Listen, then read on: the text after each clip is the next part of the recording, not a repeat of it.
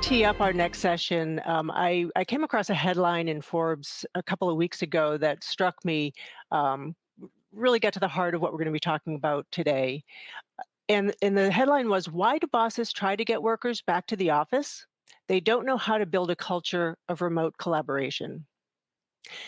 Now, I'd add that many also don't know how to manage employees' work based on outcomes versus the proverbial bums in seats. The good news is that it is possible to have a high performing, healthy workplace culture in a hybrid workplace. It just needs to be managed differently. That's what we'll talk about in this session. We'll start with some brief insights from each of our three panelists. Then we'll shift to conversation, including taking questions from you in the audience. Joining us for this session are Brian Elliott, Executive Leader of Future Forum, Sharon Hill, Associate Professor of Management at George Washington University, and Julie Dervin, Global Head of Talent at Atlassian. And we'll hear from them in that order, starting with Brian. So welcome, Brian. Thanks so much, Abbie, and glad to be here. I'm Brian Elliott. I've spent the last 3 years building and leading Future Forum, a group that's been working with executives at a wide range of companies on how to make hybrid work work. We do two things. We engage directly with executives on the challenges they're facing. And we also do research, a Future Forum Pulse, which is our survey of 10,000 knowledge workers around the globe that we've run almost every quarter for the past 3 years, which is the results of which I'm going to be sharing with you today. This tug of war that we're seeing out there about, are we going back to the way that things used to work, is in part a little bit of leadership nostalgia, as Taryn Brim on my team termed it. It's a desire by people who may be a little bit different than the average worker in their workforce, who are at the executive suite, thinking about what worked for them and wanting to go back to that way of working. When we poll executives, though, we also ask them what's really driving these challenges. And the three things they cite the most often are productivity, culture, and connection. So let's start off with productivity and really what we mean by flexibility in the first place. When we polled these 10,000 knowledge workers around the globe, the results in terms of their desire for flexibility hasn't changed much in the past couple of years. 81% of knowledge workers, desk workers, want workplace flexibility from a location standpoint. What we can see in the graph is the vast majority of those people do not want to be fully remote. It's about 15% that want to be at that extreme. What most people want is regular time in sync with their teams. For most workers, that averages out to about 1 to 2 days a week together. When you give people that flexibility, when you allow them that flexibility, on average, their productivity scores are 8% higher than those that don't have flexibility. That 8% translates to about 3 hours a week on a 40-hour work week, which is about the time that you save on the commute. Not a big surprise. The bigger deal, and the thing that we don't talk about enough, is that time matters more than place. Getting control over 9 to 5 calendars booked full of meetings, or turning your calendar into Swiss cheese so you can't find 2-hour blocks of time to get work done during the workday, is a real challenge. 93% of workers want some form of flexibility in when they work. They want to control over that calendar so that it's not 9 to 5 on a repeated basis, but they also want regular hours in sync with their team. If you can find a way to do that, if you can find a way to get control over that meetings-driven culture, you get real benefits, 39% higher productivity scores for those that have those limits in place versus those that don't. When we polled executives, almost half of them said that they could, executives said they could reduce almost half of their meetings with little to no discernible impact on their organization. If you can cut out half your meetings, you can kind of understand why there might be some productivity gains. So productivity benefits from flexibility. From a culture and connection standpoint, there's a lot of mythology out there, I think in part driven by, again, this leadership nostalgia issue, because a lot of executives grew up understanding that culture was the slogans on the wall and the all hands that they did in an organization.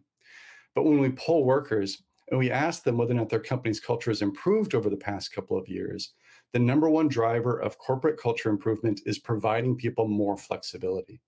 If people were provided flexibility over the past couple of years, they're 57% more likely to say that their company's culture has improved. These same people that have flexibility also say that they feel more connected to their direct manager, to their executive leader, to their company's values. Now, this isn't just a mistake. It's also partly driven by demographics. We now have 2 generations of digital natives in the workforce. There's something more fundamental, I believe, underneath this, which is the factor of trust. If you are saying to people, I'm going to give you the flexibility because I expect to measure you based on the outcomes that you produce, and I'm giving you the flexibility to create those outcomes, you're saying that you trust them. And that builds culture and it builds connection. One other really important factor that ties back to what, if you listen to what Haig was saying earlier on during the day, is the difference that comes across race, ethnicity, and gender in a lot of our results. Working moms, 59% of working moms want to work from the office 2 days a week or less. This compares to 47% of working fathers. It's a really big deal, especially in the US and the UK, where we're facing a childcare crisis. When we look across race and ethnicity, what we've seen over the past couple of years is this consistent trend that sense of belonging has actually improved for Black and for Hispanic Latinx knowledge workers, more so than their white and Asian American colleagues. Those same groups also express a greater desire for workplace flexibility. The challenge underneath all of this is that if we fall back into presenteeism, what we're then doing is proximity bias. If we're rewarding people on the basis of who shows up early and who stays late, as opposed to who builds outcomes, we run real risks that instead of building more inclusive organizations, we actually make things potentially worse. So if you're an executive that's wrestling with all this and seeing all this data, but also feeling like, I've tried the top-down mandate and it's not really working, but I also can't go the full route of employee freedom and choice because then that becomes a free-for-all. How do you find that framework? How do we meet in the middle? We've spent a lot of time building up content around this. We have a book called How the Future Works. But think about how you build out principles, not policies, and develop guardrails. What are the extremes that any one team can have of how frequently they get together, for example, or how you use time? Instead of centering those conversations at the top and saying 3 days a week, Monday, Wednesday, and Friday are the right days to be in the office, most organizations, there's no one size fits all that's going to work. Think about how you build team level agreements.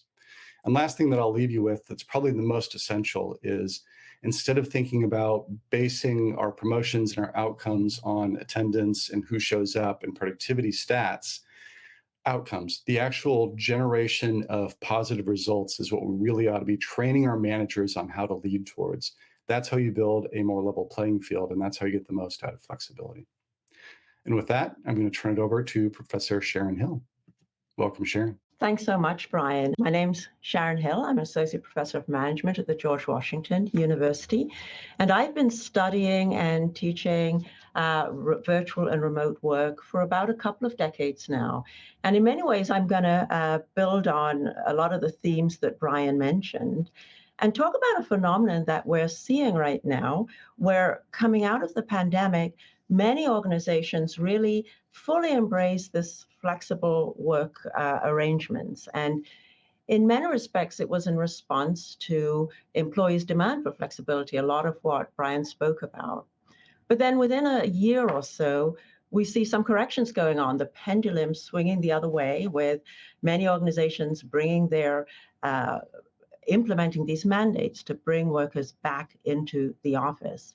And sometimes 3 days a week, 4 days a week, sometimes fully in office presence. And you get the sense that employees in many cases believe that an overcorrection has occurred and that they're being robbed of some of the flexibility that they desire. But on the other hand, we also see organizations that are fully embracing this remote way of working and really doubling down and saying, yes, this is the work arrangement we're going to embrace moving forward. And so you get this sense that there's a real struggle right now in many businesses and organizations to say, what is that equilibrium point? What is that right work configuration that's truly sustainable into the future? And so in a recent article in MIT Sloan Management Review, I talk about this issue and really suggest the need for intentionality around considering what is the best work configuration, and one that takes into account employees' needs for flexibility, but also the strategic goals of the organization. And really what that means is being intentional about considering the actual work that's being done and what is the need for in-office presence. And if you do that, it's entirely possible that in some organizations, that you'll have different work configurations between organizations, and quite frankly, between different groups within the same organization. And what we're looking to do is avoid these blanket policies that are often driven by maybe unconscious preferences that leaders have about the best way to work.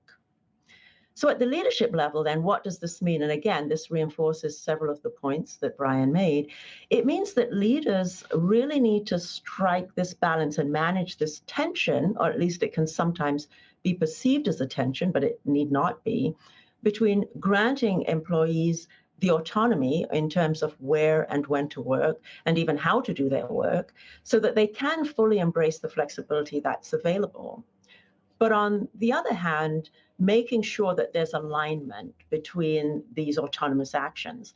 And so, how do you get alignment? Well, by having a very clear shared mission, by making sure employees understand how their work aligns with that mission, and then by judging them, as Brian said, on the outcomes and the extent to which they're accomplishing those goals rather than where they're actually sitting when they do their work. And something that we really need to talk about is the importance of trust and having a strong foundation of trust, because that's the only way leaders are really going to feel comfortable giving up some control. And so hopefully we can talk about trust a little bit more a bit later. So with that, let me go ahead and hand over to Julie Dervin. I am the global head of talent for Atlassian. And at Atlassian, we develop software that is intended to help teams collaborate. And we bring expertise to our customers to help them unleash the full potential of their teams. And so as an organization, we have grown exponentially over the past few years. And today we have over 11,000 employees in 13 different countries.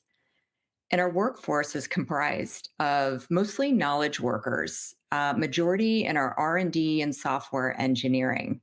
And, for me personally, I'm fairly new to Atlassian. I joined the company 10 months ago. And I'm one of those individuals that Brian referenced around growing up in a different time and a different work model in my profession and creating this mental model of what work, how we get work done, right? And so today, a lot of those ways are thought of as more conventional in this hybrid working model, in this distributed working model. And so making that shift for me, I've been immersed in this organization that has made a real intentional decision to adopt a digital first workforce.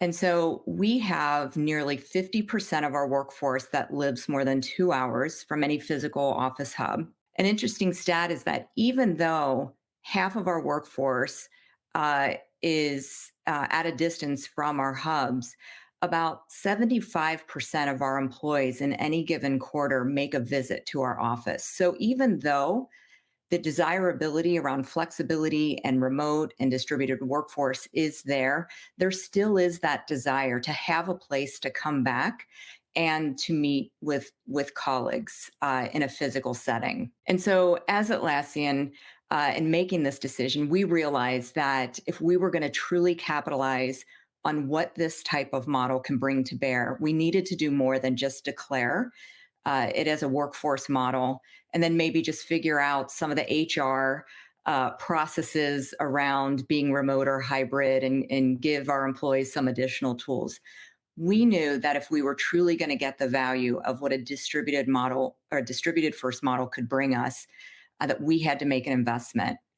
And you heard from Sharon and Brian words like connection, words like intentionality. And these are very important to the strategy that we have in making this model work. We've invested in a team called Team Anywhere. And their purpose is to uncover best practices in ways of working in a distributed model. They create tools that help teams and managers learn the skills and the plays to work and engage their teams and to be effective in this type of model. We also, work with, my team works with this team to take the learnings and the insights that they bring to bear for the organization and integrate those into the talent programs and solutions that my team is responsible. And so it's a real intentional way of working. And as you can see here on the slide, these are some of the principles here, that talent is everywhere, and we want to get the value from that. A flexible employee experience and reimagining teamwork. And so some of my personal learnings have been what I thought I knew about remote working and effective remote working. I didn't really know much once I joined Atlassian and am assimilating to the way that we work. So what I mean by some of this is we're very intentional about when we build teams and when we put project teams together around time zone compatibility. And so if we want to set our teams up for success, frankly, there are certain time zones that if we have key individuals in, that the degree of overlap in that time zone is very small. So it makes it very hard to connect in a live synchronous way and get work done. In addition, we are very careful around work-life balance, right? We don't want people working early in the morning all the way till late at night so that we can have that overlap time. So time zone compatibility, taking that into consideration when forming project teams and actually building teams is really important. Another work practice and rhythm is being very intentional about how we get work done asynchronously, and then when we get work done in live synchronous ways. We do a lot of work that, and we use our own tools, our Confluence tools, to collaborate on documents, to collaborate on project plans. And we can do this work asynchronously, where we are, the time zone that we're in, and we can actually use that time zone to our benefit, where we can have teams that are getting the work done to a certain degree and then passing it over to our colleagues, say, for example, in Australia, that can pick it up and keep it moving forward. And a third way is what we call intentional togetherness. And this was something that really was new for me. So, I came up in the era that if we're going to bring people together in offsites, that there better be a real business purpose as to why we are making that investment. And here at Atlassian, because we are distributed first, we encourage bringing teams together, maybe on a quarterly, maybe twice a year. And the primary focus is building relationship and building trust. The business piece is secondary because we know that we're getting the business done when we're back in our place of work. But we also know that to get work done in a distributed environment, we have to have the relationships and we have to have the trust. And that's how we use our intentional togetherness sessions. So just some of the ways that we bring this to life and are real intentional about how we make this work. And with that, Abbie, I'll turn it back over to you. Great. Thank you, Julie and Brian and Sharon. I was going to run a little poll, but in the interest of time, I think we'll just jump right into our discussion. So if you want to come back on, I thought it was really interesting that sort of the trust kept coming up in all of your remarks, and the issue of coordination and managing to outcomes. So my first question, Brian, is for you. Coordination is more challenging when people have the flexibility to decide when and where they work. So do you have just some good practices, tips to coordinate work without bogging people down in endless meetings and video calls? Yeah, oddly enough, the biggest problem that I hear from people is one that's continued on for the past year and a half, which is, what day of the week should I show up? If the average is most people want to come in 1 to 2 days a week, figuring that out at the team level is actually really important. And there's ways in which managers can kind of just set standards. So, for example, I see this in a lot of sales teams in particular, where they'll say, look, Wednesday is the one day of the week we want everybody in the office, for everybody who is geographically co-located, and then pick a day, Tuesday or Thursday, for your sub teams. to be in. And on those days, don't pack them full of meetings, because if you're then packing them full of meetings, all people are doing is hopping in and out of Zoom calls, which they could have done, from home. So best thing to do is to sit there and say, we're going to let teams figure this out, but we're going to give them guidelines for doing it. We'll also give them tools for doing it, preferably. And there are tools out there that can help with this. But it's also important to put guardrails in place. And I think a couple of those that are really critical are things like, we set up executive speed limits when I did this with the executive team at Slack. The leadership team won't come in more than 3 days a week, because if the leadership team is all showing up 5 days a week in the C-suite, what they're really saying is, we expect you to be back. But we also don't want, there's a phrase we used, digital first doesn't mean never in person. It is really important that you get teams together on at least a once a quarter basis.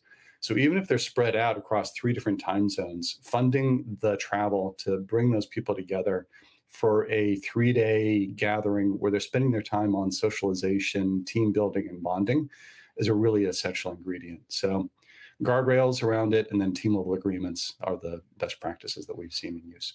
Great. And yeah, that was something that Julie talked about as well. So Sharon, trust building is critical in the collaborative work environment. That came up again and again. So how do you do that when teams are so dispersed? What are some things that you've seen work to build trust when teams are not together all the time? Certainly. So absolutely, trust is critical in distributed and virtual work environment. And we talk a lot about social connection, and Brian has mentioned that, and Julie has mentioned that. And that's certainly one important way in which trust builds, and we cannot ignore that. But I think what's often overlooked is that we can do a lot to build trust even when team members are dispersed and distributed. And so an additional way in which trust builds, which is not so related to social connection, is just how we interact with each other around getting the task done. And so when I'm responsive to you, when I meet my commitments, when I essentially act in ways that signal I care about the collective interest, I am actually signaling that I'm trustworthy and helping to build trust within the group. And so one of the things I think is really important is not just focusing on the social connection piece, which I can't underestimate the importance of that, but also thinking about what are the norms that you as a leader are setting and reinforcing within your work group around responsiveness, accountability, and other ways in which we are going to communicate that help to build trust even when we're not together. And I think that's very important also. Great. And very similar to Brian's team level agreements. Mm-hmm. Julie, we've talked about, and we've all mentioned this, and we know it's so important today to manage 2 outcomes. But it's not easy. That's not an easy thing to do. So what do people managers need to know or do differently to be successful there? Yeah, great question. And that role that manager plays in this type of a model is so critical. And they're critical in the onboarding process. They're critical in facilitating connections across the team, across the organization. And they're very critical in making sure that they are bringing clarity, that they are helping to be the translators of the priorities of the organization and what that means to the teams, and then working with the teams to clarify how does that team contribute to the overall strategy, and making sure that it's not just left at, here's some conceptual areas that we're going to go after. It's spending the time up front and doing the hard work of driving to clarity around goals and expectations. Because when our teams have that clarity, then they are empowered to run. And so that role of the manager is absolutely critical, and the setting goals and the clarity is paramount. So we've got some really great questions coming from the audience. So I want to just pull in a few of those right now. And this one is directed at you, Brian, but I think, if any of you have research or insight into this question, that would be great. So one attendee noted that his company adopted a hybrid model, but found that people with fewer than 2 years with the company were leaving at a 70% higher rate than others with longer tenures, who would have had more in-person experiences pre-pandemic. Are you seeing any indication or similar retention challenges for newer employees in your data?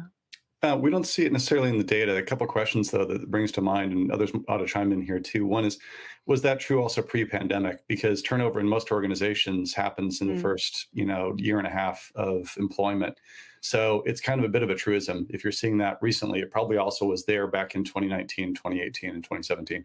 So you might want to take a look at that. The second is, we are seeing a world in which there is greater turnover and has been greater turnover. That's slowing down as the economy tightens back up again, too. But I do think one of the things that we need to pay a lot more attention to is how we think about onboarding employees effectively, especially younger employees, into organizations, and the role of not only managers, but mentors in building those mm. relationships and getting people acclimated into an organization. Yeah. Yeah, Sharon, are you seeing anything with your data? Yeah, so I think related also to this question, building on some of the points that Brian made, is again, those who have been with the organization for a longer period of time before transitioning to a hybrid mode have built up that basis of credibility, that base of connection with the organization. And so I think one of the things that we need to think about for those joining who they don't have that history and they don't have that goodwill already built up is, what are we doing to intentionally bring them in? And we've heard about presenteeism and proximity bias, and it's easy for people to get left out.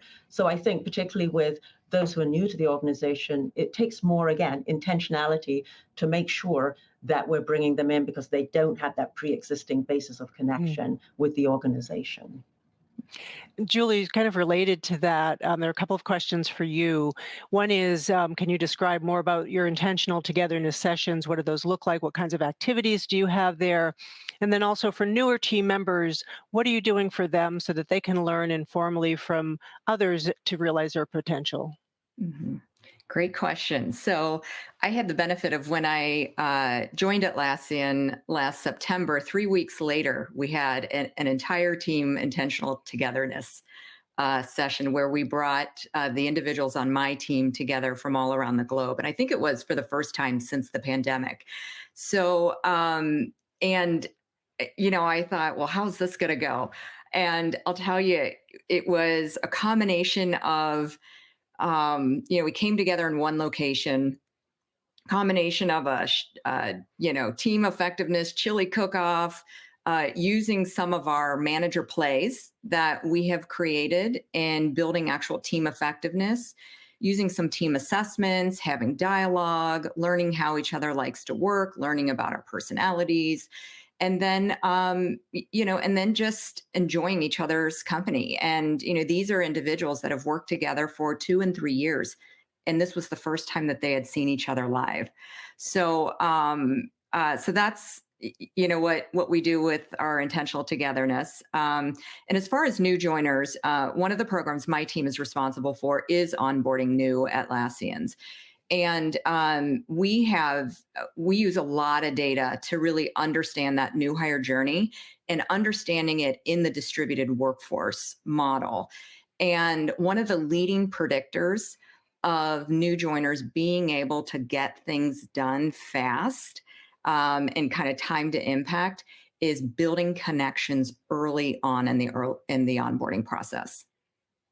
I don't want to get into the like policy 1 day, 2 day, 3 day questions, but can you and this question is actually addressed to all of you. So how can you avoid inequity between those who hold to the hybrid model and those who choose to be in the office more frequently? What kinds of things should organizations be doing there? I'll chime in a little bit with in our survey work, there actually is a substantial portion of the population that needs the office space, right? There are people that for whom home is not a suitable setup. There are people who need that separation between work and home. It's about 20% of folks that actually want 5 days a week. So you got to be careful not to find them being pigeonholed into a space you don't want them in.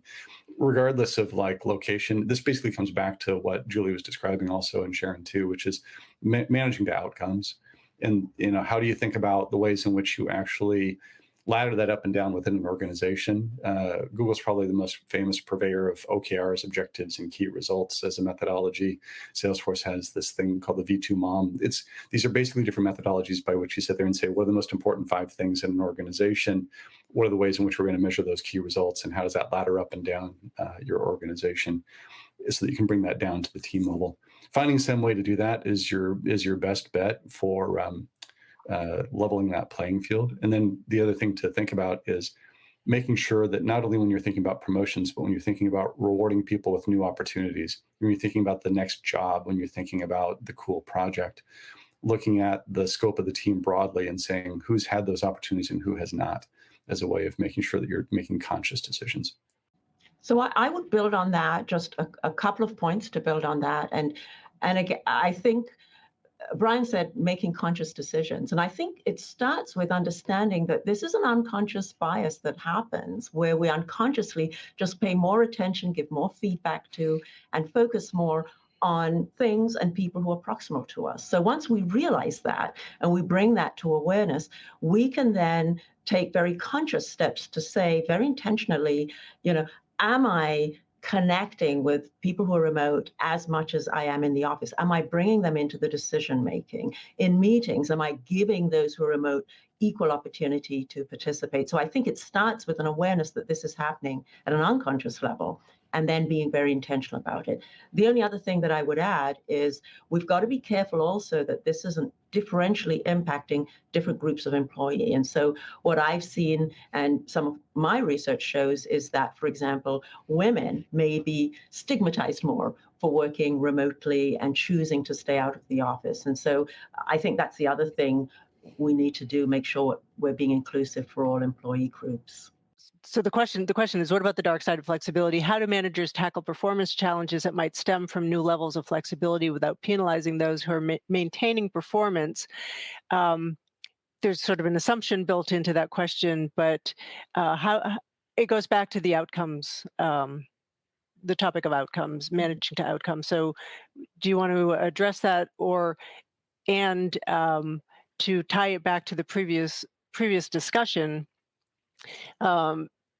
Does it matter if the manager is someone who is spending a lot of time working remotely or being in the office a lot? I can kick it off. Just based on experience here at Atlassian, it comes back to the role of the manager and getting really clear on expectations and managing by objective, and helping our managers build the skills to create the conditions that employees can be successful in a distributed work environment or remote work environment. The other piece about performance, and it goes back to the previous question as well, is that that topic of trust. As a manager, when you focus on building trust in your teams, then if you do have individuals in different time zones that are fully remote and not close to an office, you have that built-in trust to know that, hey, if there's 2 other employees in my team that are in the office and can get something done faster than asynchronously working and waiting for me to come online in my time zone, I'm going to trust that they're going to get that piece done. And then we're going to come back together when it makes sense. And so that trust piece and being able to leverage actually people that are together in offices and not look at it as a barrier or, a deficit. We've really underserved managers consistently for decades. Frontline managers in our research show up as the most burned out almost every time we run one of these surveys. They're more burned out than executives. They're more burned out than their teams. The burden of both their individual contributor load that they often still carry, as well as just not be well trained in what it means to be a manager and leader, because you're often taking the most senior experienced person in the group and saying, congratulations, you're the manager, good luck with it. Every executive, every team that I talk with, this is where things fall apart. And so thinking about what are the tactical things you can do to help them? How do you train them on simple things like what to do with their weekly one-on-one with their employees, where you talk consistently about 3 things? What did you do last week and how did it go? What are your priorities for this week? And what can I do to help unblock you? Like just being able to do that every single week to start building rhythms and patterns is important. And the other one from a managerial perspective is helping them build networks. That is one of the challenges with distributed teams is the more that we can invest time intentionally in helping those managers build networks of other managers that they can go to for support, for as a sounding board when they're running into a performance problem with somebody, so they don't feel like they have to go to the people team every time for doing that, is pretty critical.